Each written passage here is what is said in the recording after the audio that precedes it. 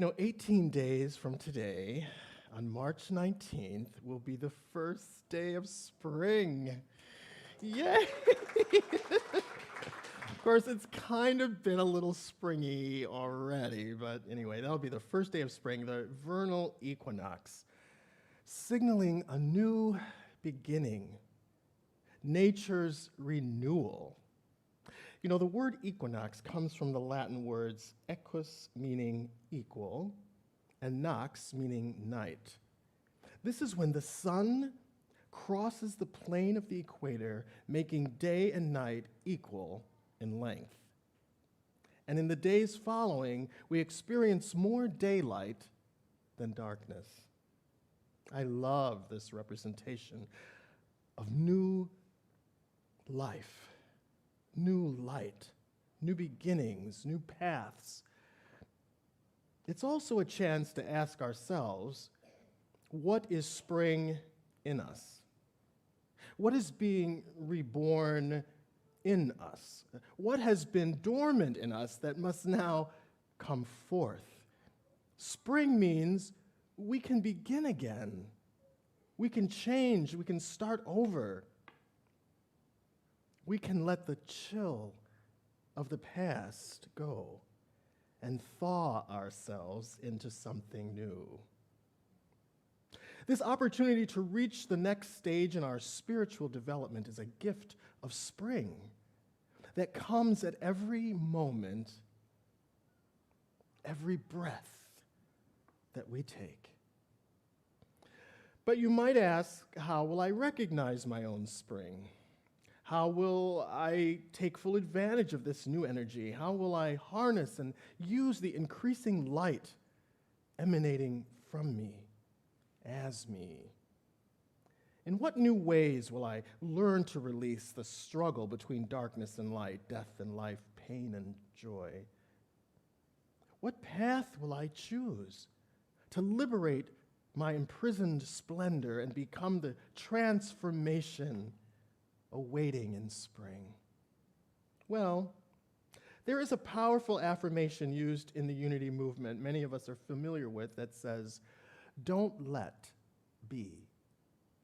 Perhaps one of the greatest awakenings we can achieve is that life is experienced in our unfoldment. Nothing is static.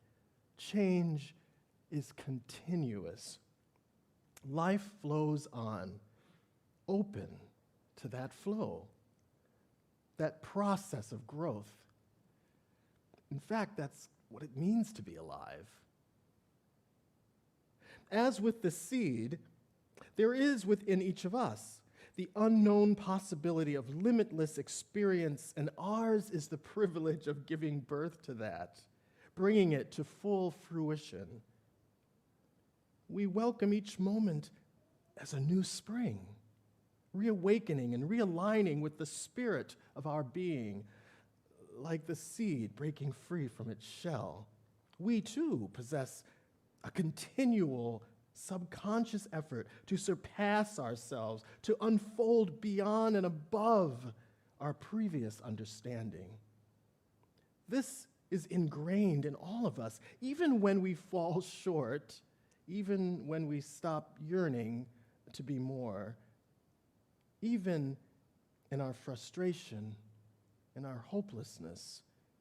We are developing and extending our limits in all directions. The ever-expanding mind of the infinite is us. There is a kind of kaleidoscope of potentiality in the mind of God that encompasses the multidimensional experience of our being. Every color is there. The numerous stages of our awakening is there. It's a rainbow connection, that blending of many into one, the unexpected wholeness that is more than each of us but common to all of us. That moment of unity is the experience of God. The truth of my being, the truth of your being, the truth of his being, the truth of her being are all layers of the infinite being, the infinite truth. I do like to quote Emerson a lot. He has been one of my heroes since I was a teenager. And Emerson says, "Our life is an apprenticeship to the truth that around every circle, another one can be drawn. That there is no end in nature, but every end is a beginning. That there is always another dawn rising, and under every deep, a lower deep opens." Our spring is the unraveling, the evolving layers of being. Our wholeness comes from seeing whole. Our struggle comes from the perception of only seeing the separate. Maybe I'll say that again, actually. Our wholeness comes from seeing whole. Our struggle comes from the perception of only seeing the separate. It's like you can only see that much, but there's so much more. Did you ever watch the sunrise? Well, what if the sun wasn't actually rising? What if we were perceiving its light bit by bit, taking in its full presence a moment at a time? Sun's coming up, sun's coming up. I see it, I see it. Oh, it's full, I see the full light. It's like going through the stages of life. We only see what we know in the limited scope of what we comprehend. What if what we saw was not the growing of the sun, but instead the growth of our own perception, expanding the awareness of our own consciousness?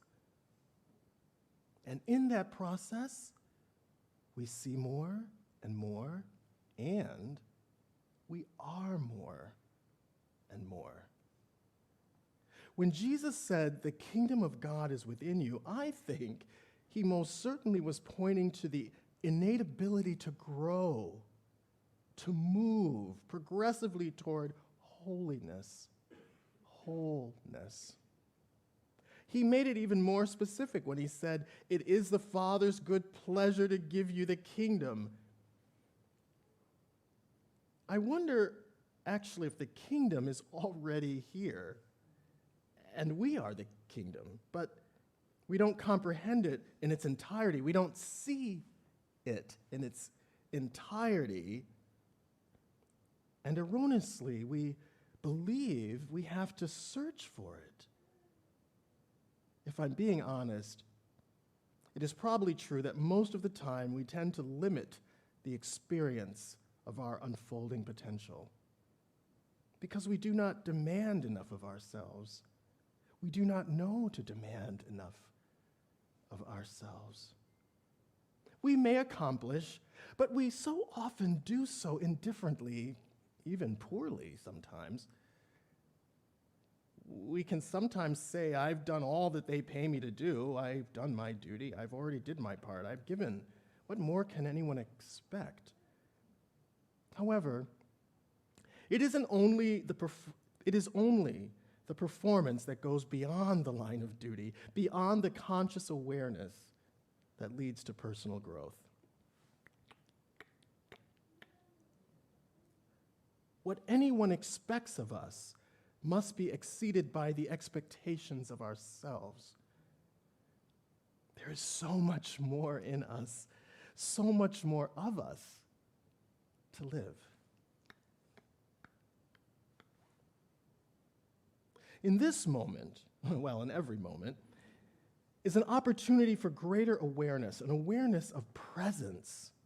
The awareness of presence is the higher consciousness. The arising new consciousness surpasses what we knew, what we perceived before. Just like our perception that the light of the sun is rising. Perhaps that is the real meaning of springtime, a spiritual awakening. When we actively strive to integrate ourselves, bringing our exterior and interior lives together in a harmonious whole, we have to realize it requires commitment. Not merely a commitment to our physical well-being and security, but, and maybe more importantly, a commitment that our physical lives will reflect our spiritual consciousness. A commitment to our spiritual potential. In her book, in 1961, Exploring Inner Space, author Jane Dunlap writes, quote, "Our fault lies not in our lack of potentials, but in our refusal to believe they exist. Only after we can accept such a belief and have thus gained enough confidence to look within ourselves can we develop full speed ahead." Unquote. Our potential, you see, is not something that we achieve. Our potential is a reality from which we live. A reality even before we begin to work toward it. That possibility of growth is always within us, has always been in us. It doesn't come from anything we seek outside ourselves. Whatever we are looking for, we already possess. That voice of potentiality begins so deep in us that often, for much of our life, we can hardly hear it.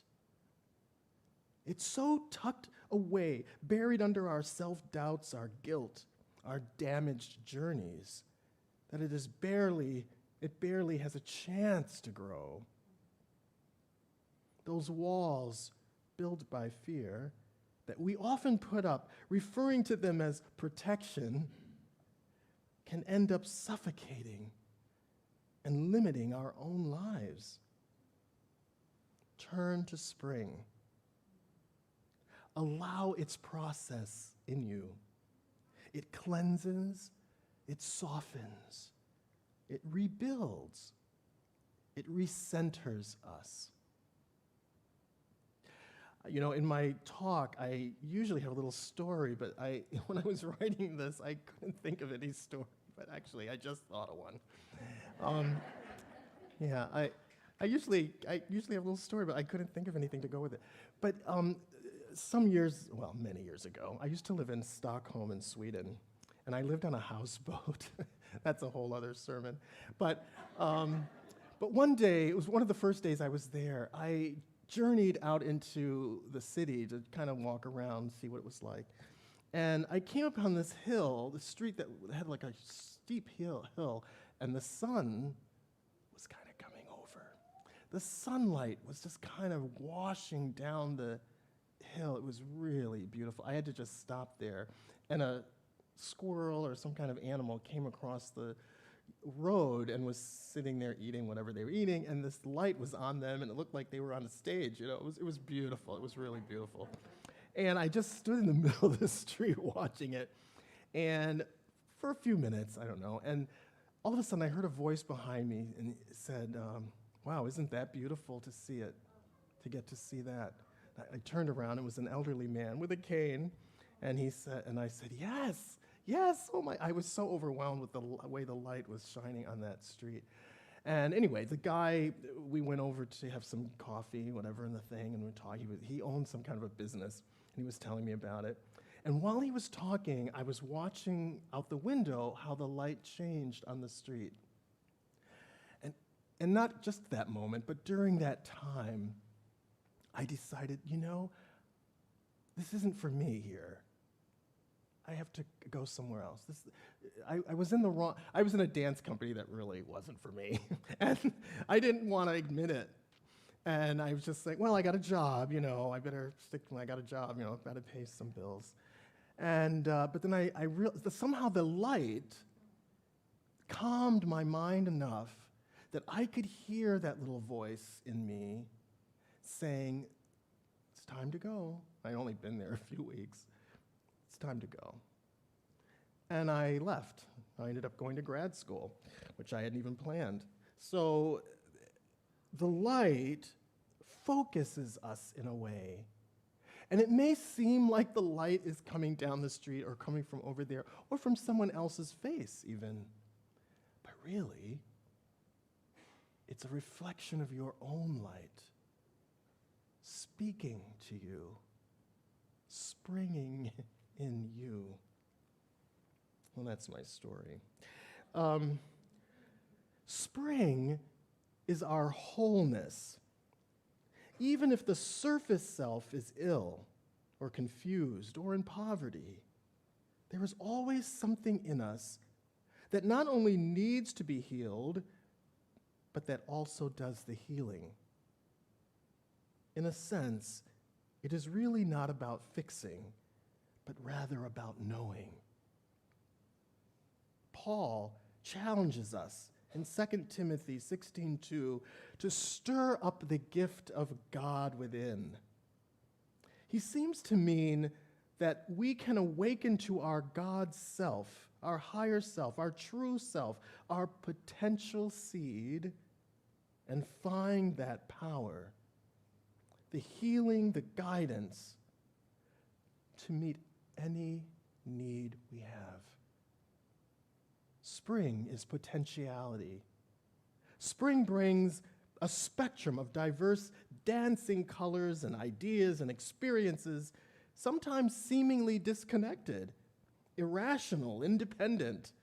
And yet, after a spring shower rain, the raindrops are suspended in air, and when a ray of light enters this drop, the drop acts like a prism and splits into its component colors as dispersion takes place. Suddenly, in all of that color, nature is, and we are, inseparable. Exactly. Rainbows are seen as a symbol of unity, and they're thought to be a bridge between the physical and spiritual realms, a promise of hope, all-embracing protection, a covenant. And oh, how life-affirming it is when we witness a rainbow. Life is not a finite movement toward inevitable death. It is an eternal movement toward more and more life. And this is the cycle of life that spring teaches us. The flower wilts, the petals fall off, the stem disintegrates. We start again. As human beings, we can only be completely explained in terms of our potential for the people we can be, the light we can grow into. Within the shell of our humanity is the seed of the divine, expanding, resurrecting, springing forth.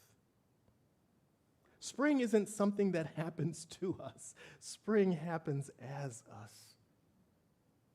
This moment is the renewal of our spiritual awareness, and we are ready to bloom and to grow in all the aspects and possibilities and all the dreams of our lives. Encourage it. Don't be afraid of it. Release it, nurture it, and yes, welcome it. So that that small seed, that little spark of life within you that has the potential to bless the world has a chance to unfold and spring forth. And as we allow the awareness of this divine truth to embody our presence, that truth itself, that awareness itself, shall set us free. Amen.